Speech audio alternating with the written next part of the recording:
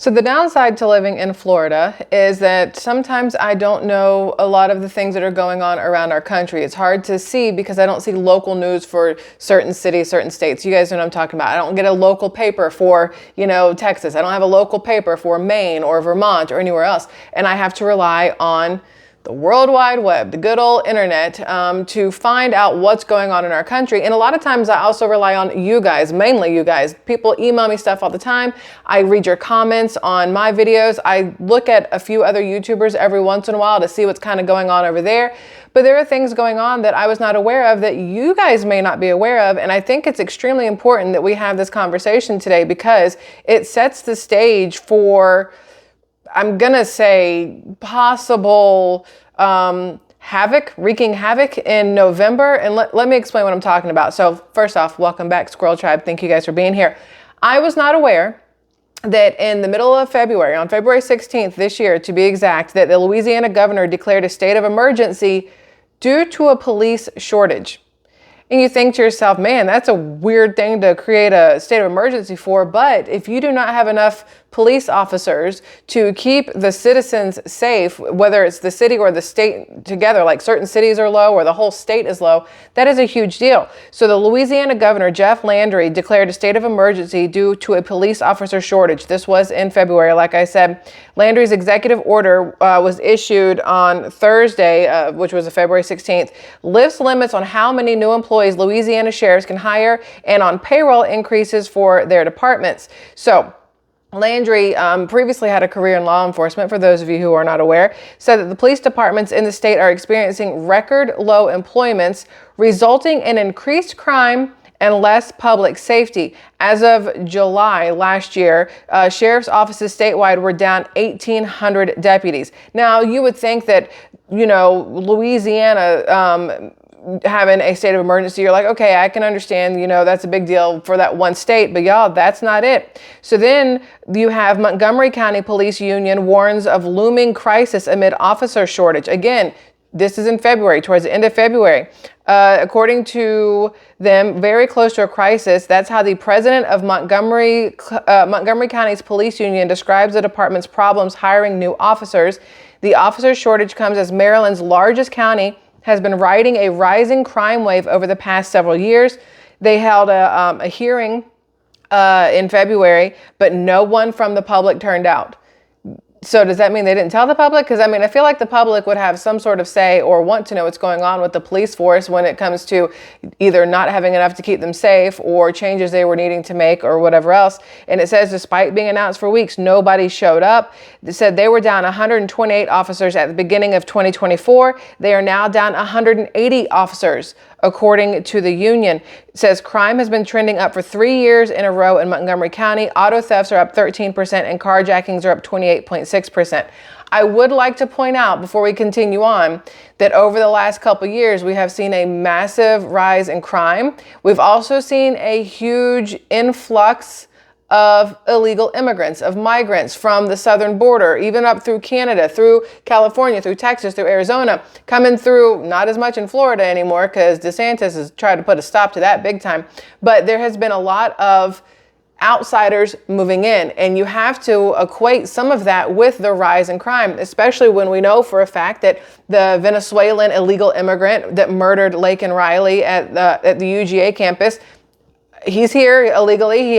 His brother had a fake green card. This guy was illegal. You have other ones that have created all kinds of issues. The illegal immigrants who beat up the police officers in New York. There's tons of others that I don't remember off the top of my head because it's hard to hold all that knowledge of just people being awful human beings. It's hard to hold that in your brain and still be able to wake up with a smile on your face, So sometimes I have to read it, absorb it, and then try to push it out so that I don't lose my ever-loving mind over everything that's going on in our country. Because on top of all this, you now have They're talking about the measles outbreak in Chicago. So I don't know, sorry, I'm squirreling here, but I don't know if any of you have heard of Ford Boss Me. I'm pretty sure that's his channel name. He has a channel. He is literally boots on the ground in Chicago. He used to make videos about car stuff. That's why his name is Ford Boss Me. But being boots on the ground in Chicago, which is a sanctuary city, he's seen a lot of what is going on when it comes to the illegal immigrants that are being bussed into Chicago and what's happening there.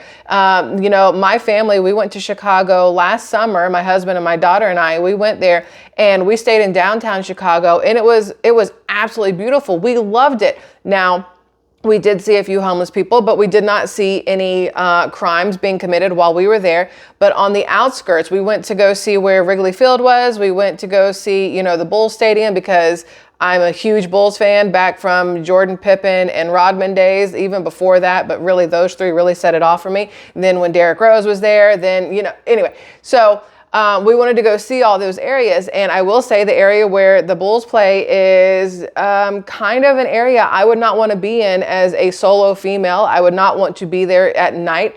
The amount of people that were living on the streets was very, very severe, in my opinion. I mean, it was along the lines of what we saw in Seattle and Spokane, Washington. I was wrong. I don't know if it's Spokane or Spokane. Spokane, Washington. The homelessness there, even in downtown Atlanta, where I moved from before moving to the beach, there was a ton of homelessness and crime and everything else like that. So Ford Boss Me, he's in Chicago, he's boots on the ground, he's seeing all these things, and he's talking about, you know, the measles outbreak. So I pull this up from NBC News. Chicago measles outbreak grows after more cases diagnosed in a migrant shelter. 2 children and 2 adults in the shelter have gotten measles, according to the city's health department. The CDC is sending in a team of experts. Now, it says 3 more people at a migrant shelter in Chicago have been diagnosed with measles, bringing the city's total to 5 cases so far this year. And you think to yourself, 5 cases of measles, that's really not that big a deal. You know, it's not that much. But you have to remember, as Ford Boss Me pointed out in his video, I think it was called Illegals Are Taking Over. Something about breaking into homes and things like that. He pointed out the fact that we, citizens, we have to abide by certain rules, but when we're letting these people in through the border, and by letting, I do mean letting, our current Biden administration, our current Democratic administration is willy-nilly letting people in through the border, flying them in from other countries. I think we said Haiti, Venezuela, Cuba, and I forgot the 4th one. We just did this yesterday or the day before, and I forgot the 4th one. Haiti, Cuba, Venezuela. Y'all, I forgot. I'm sorry, but there is a 4th country that we're flying people in from. And $30,000 a month that Biden is flying in on these like work visas, if you will, or sponsorships. They call them sponsorships. But anyway, these people that are coming into our country, whether it is, you know, swimming through the Rio Grande and climbing over a fence, over some barbed wire, under barbed wire, however they're getting in, there's nobody checking to make sure that they are not bringing with them communicable diseases. They're not bringing with them, you know, Ebola. They're not bringing with them measles, mumps, a new form of C-19, or any of these things. There is no checking that kind of thing. They're just able to come in. And as Ford Boss Me pointed out in his video, he was like, you know, we're supposed to be okay because we're supposed to want to help everybody. I'm paraphrasing everything. Y'all should go watch the video. He does say a lot of really good stuff in there. So I'm paraphrasing here.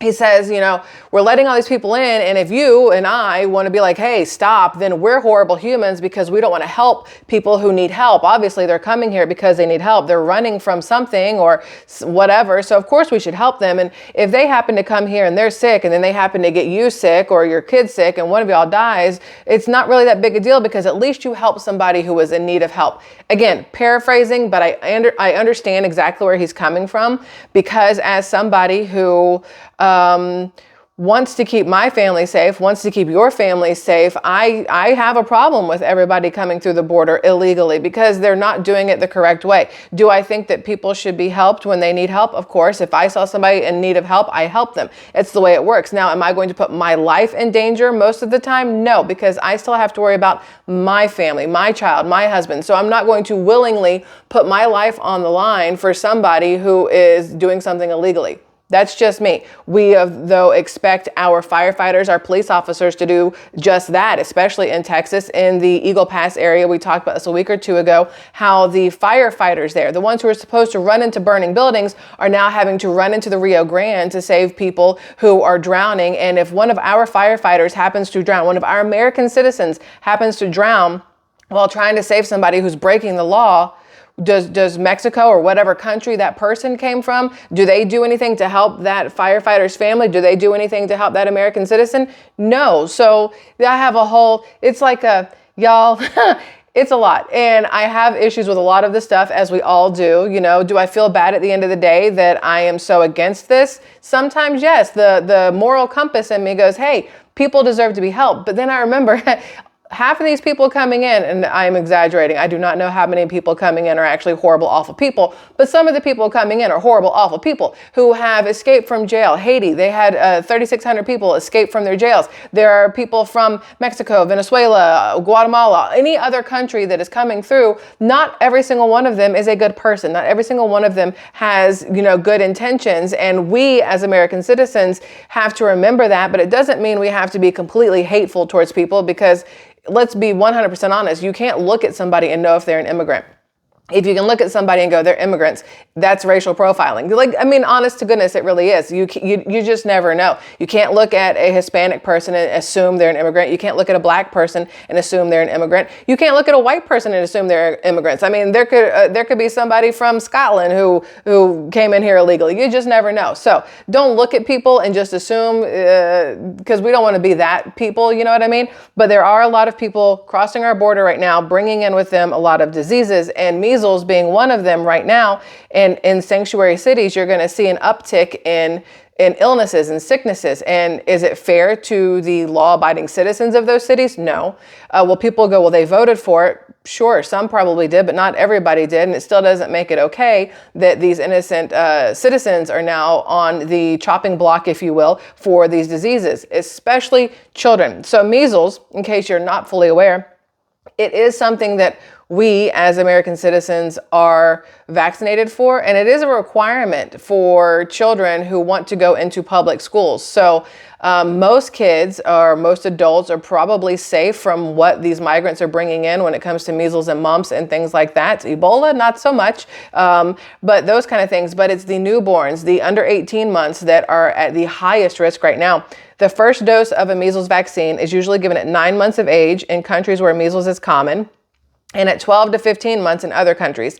A second dose should be given later in childhood, usually at 15 to 18 months. The measles vaccine is given alone or often combined with vaccines for mumps, rubella, and or varicella, which I don't know what that one is. Now, according to a report from the CDC last year, not article, but little whatever excerpt came out February 23rd, 2024. According to a report from the CDC, 93% of kindergartners for the 2022-2023 school year got their 2 doses to prevent measles, mumps, and rubella, a combination that has been safe, effective, and available since 1971.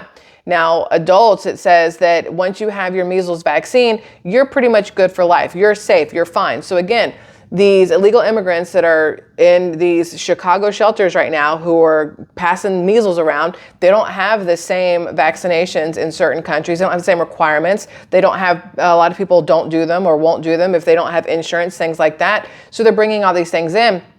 If those people were to leave the shelter and go out and about and come into contact with kids under 18 months, there is a big possibility of it spreading, of it passing. So it is a big deal. 5 cases seems like not that big a deal, but when you think of it in the long run, in the scheme of things, it is a huge deal. Now, sorry, we were talking about police. Let me get back to where we were. So the next one, listen, Austin at the brink of disaster as police shortages hit crisis level. God help us all. That is the quote. A portion of the Texas city was left without a single police officer for a couple of hours in February, which again, you're like, not a big deal. A couple hours in February, not a single police officer.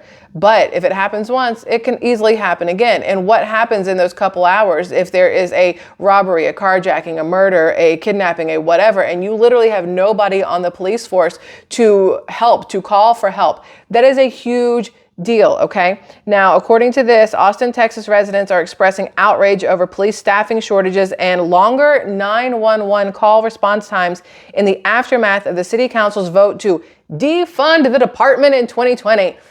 Remember when that all happened, when it was defund the police, when it was the BLM, Black Lives Matter, All Lives Matter, defund the police, all this other stuff, when the media was pushing such a massive racial divide in 2020. I mean, as soon as that was over, where's the media push on racial divide now with black and white? Now it's, us against them, meaning American citizens versus immigrants. There's always some sort of media divide being pushed. But in 2020, the big one was racial related between black and white, right? And now it's, transgender versus not, and real women versus the ones who are delusional and think they're women. Those things, like all of these divides that are pushed all the time.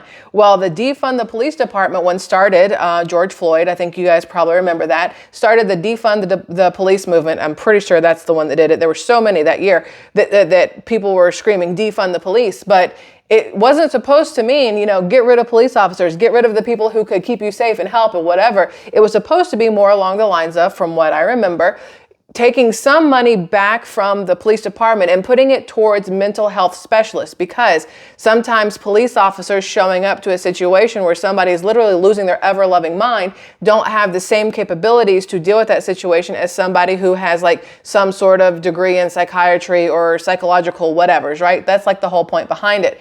But this whole thing of defund the police in 2020 has had a lasting effect across the country, right? So you have this in Austin, Texas, where they were left without a single police officer, which again, not a big deal, most people would think, but it is setting a stage or setting a precedence for future issues. Then this was in, I didn't say what date. This was March 3rd. Okay. So this was just a week or so ago. Then you have here, Pittsburgh police say they will no longer respond to calls that are not in progress emergencies amid staffing shortages. We have talked about numerous cities across different states already so far when it comes to police staffing shortages. It said this one came out March 11th. So today's the 12th, I think. Today's 12th? So yesterday, the Pittsburgh Bureau of Police has made major changes to its operation as it battles staffing shortages, including, but not limited to, I'm sure, no longer responding to in-progress emergencies and limiting the number of officers on the night shift. Police Chief Larry Scarrato announced in February that during the earlier morning hours, there'll be fewer officers on staff and lower priority calls will get sent to a telephone reporting unit rather than a person. The chief said the changes need to be made so his 740 officers can more effectively serve the community. According to WPXI, which is a local news station there, calls for theft, harassment, criminal mischief, and burglary alarms will all be handled by the telephone reporting unit. So if you're a business in Pittsburgh, small business or large business, doesn't really matter, and your burglary alarm goes off, don't expect the police to show up to make sure that there's not an actual burglary going on or burglarer there. Burglar? Isn't that what you call the person who's like burglarizing the place? You say burglar enough times and it just sounds like a really stupid word. Same thing with fork. You say fork too many times, it starts to sound real stupid too. Most of our words do. Anyway, so that's going to be an issue for a lot of people. What if your mother lives by herself and she relies on alarm to keep her safe and her alarm goes off and she calls the police and the police go, well, is it real or not? And your mother says, well, I don't know because I'm locked in my bedroom scared in case there's somebody out there. And the police go, well, we're short staffed, so fingers crossed it's not somebody there to kill you. Pittsburgh, I'm gonna need you to get your shit together. Like, I'm gonna need all of these cities that are understaffed police-wise to get their shit together. But here's the problem. Do you want to be a police officer? No. Do I? Kind of, sort of, because I'd like to arrest people and I like to solve crimes and I like to do that kind of stuff, but that's neither here nor there. I pretty much want to be a detective. I think it'd be great. Been watching Brooklyn Nine-Nine for the past couple weeks with my kid and pretty sure I could do it. But most people do not want to be police officers right now because of such a bad rap that police officers have gotten in the past couple of years for doing their job, for overdoing their job, for not doing their job well enough, depending on public scrutiny, public outcry, public whatever. There's reasons people do not want to be police officers. Low pay. I mean, you're literally putting your life on the line, like 100% putting your life on the line for low pay, right? Maybe not low, but I feel like police officers should probably get paid way more than they do, and firefighters, obviously. So the problem is you have less people wanting to sign up to be police officers because of everything that has gone on the past couple of years and because of the pay and whatever else. This says, when there is an event that is not in progress, we're going to take and reroute that call to our telephone reporting unit, or whatever it's called. He said the early morning hours is when there are lowest amounts of calls, and from 3 a.m. to 7 a.m., police stations will not have an officer at the desk. Why would you tell the community that from 3 a.m. to 7 a.m. it's pretty much willy-nilly, do whatever the hell you want because there's no police officers to respond to anything? Are you effing stupid? And I mean that nicely, and I mean that respectively, but are you stupid? It does not make sense to tell them because you think criminals don't look at the news? They don't watch TV, they don't listen to YouTube, they don't read the newspaper? Criminals are stupid, but sometimes they're smart enough to know when to do things to their advantage, right? And now in Pittsburgh, it's from 3 a.m. to 7 a.m. because the police chief told you. Make it make sense. Make it make sense. Doesn't make sense to me. But wait, there's more, because according to Yale Daily News, New Haven, Connecticut, NHPD announces 40 conditional job offers to address staffing shortages. Listen to this part. The department has been working on a widespread recruitment effort at high schools and colleges that aims to fill the 73 vacancies across the New Haven Police Department. I don't think seniors in high school need to be police officers. I don't think they need to go from graduation to gun-toting, whatever. Personal opinion here, but my child at 18 is not going to be a police officer. I also hate the fact that, at 18, they can go into the Army because it's too young to, put your life on the line. But that's just me, and that's not what we're talking about.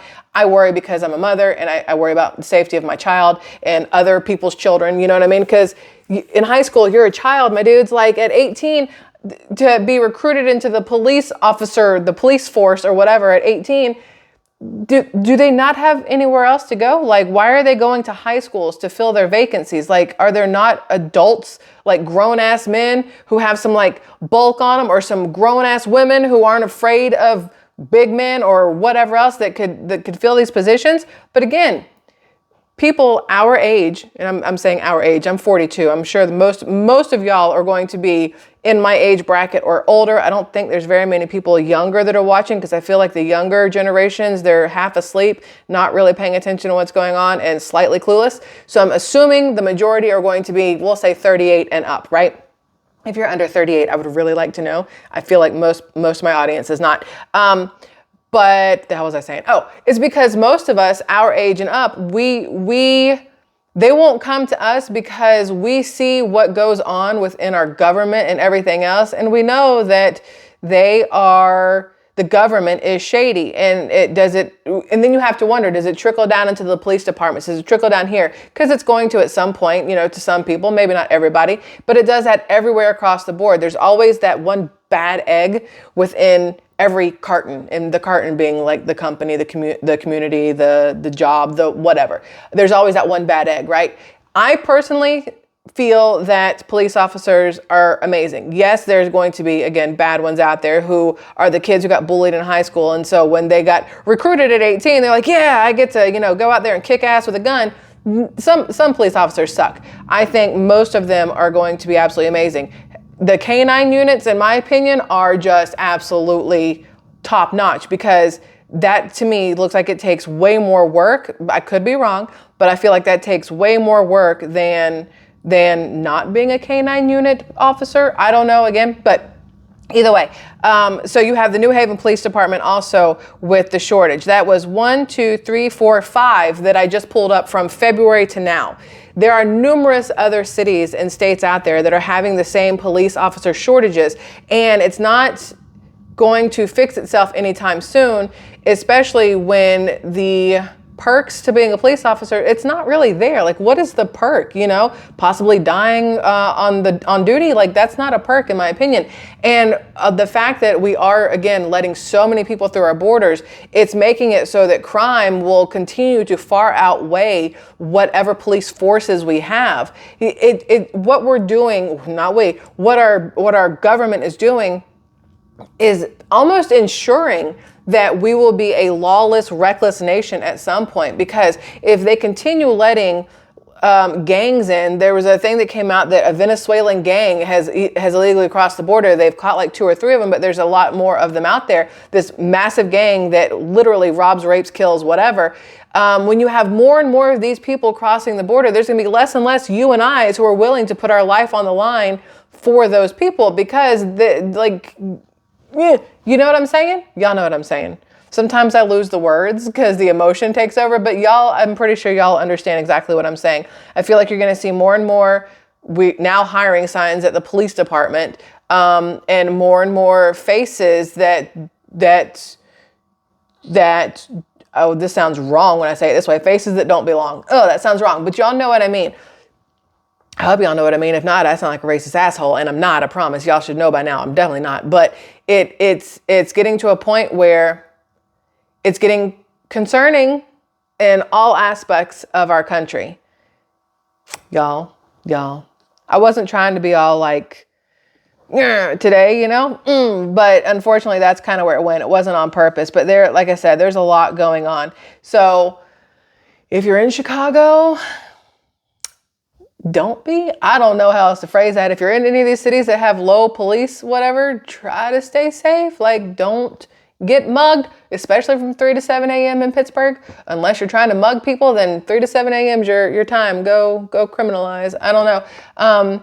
There's definitely a lot going on. So that's whatever that is for right now. I got a lot more I want to talk to y'all about, but we've already been here almost 30 minutes and I don't want to do that to y'all. Some people don't have an attention span past 10 minutes. So if you made it for 30 minutes, I love y'all. Y'all are great. If you only made it for 10 minutes, I still love you, but you'll never hear it because you left 20 minutes ago. So there's that. What are the pluses for today? The plus for today is I washed my hair. It's been like a week. And I washed my hair, and this is my naturally wavy, gray streaked whatever. So it's clean. Doesn't look great, but it's clean. So that's a plus. I did something good there after the gym today. Other positives, because I want to talk about positives. Side note, I would like to say thank you to people who left all of the positive comments yesterday. There were so many about, that they were going out and gardening. They got to go out in the garden because the lighting was good or the weather was nice. People who, had their last round of chemo, which I think is absolutely amazing. There was other people who it was somebody's granddaughter's birthday. Somebody just had a grandbaby. All these different positive things yesterday. So I appreciate you all for taking the time to put in something positive in yesterday's comments, because I do believe we all need something positive in our lives to keep us moving. And I want to say to Whitney, I want to say thank you to Whitney. So Whitney sent me a message on Buy Me a Coffee yesterday or today. I don't know exactly when, and I'm trying to find where it is so I can read it to you, because it was absolutely amazing. And I don't know, let's see, view page. I don't know what to do when I get to my Buy Me a Coffee page. Okay.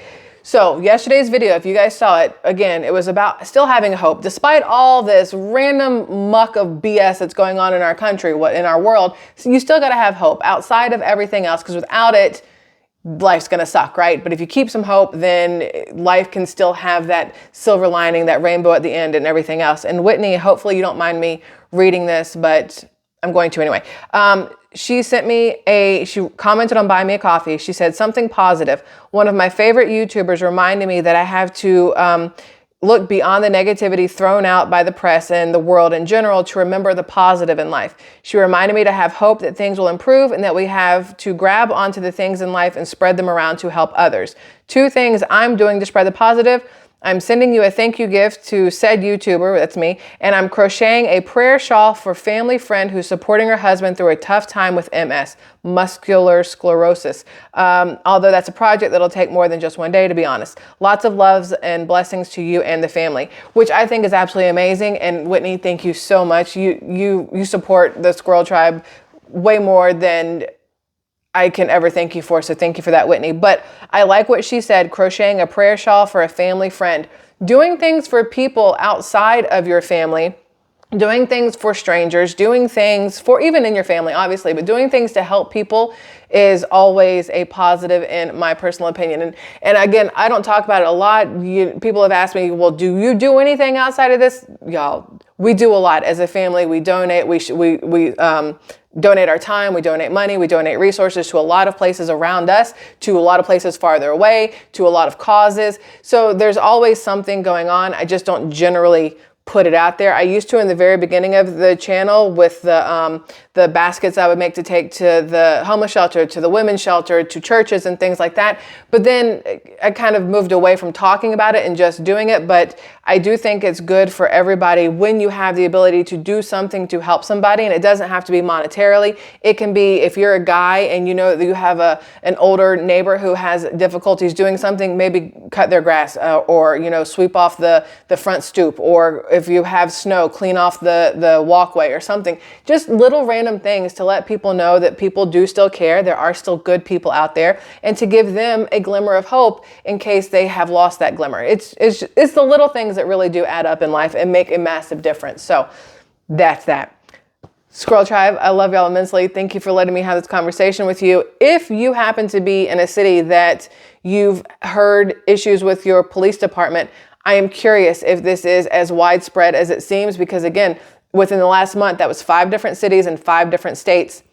And I'm curious how it is everywhere. So leave comments below if you have it. If not, no harm, no foul.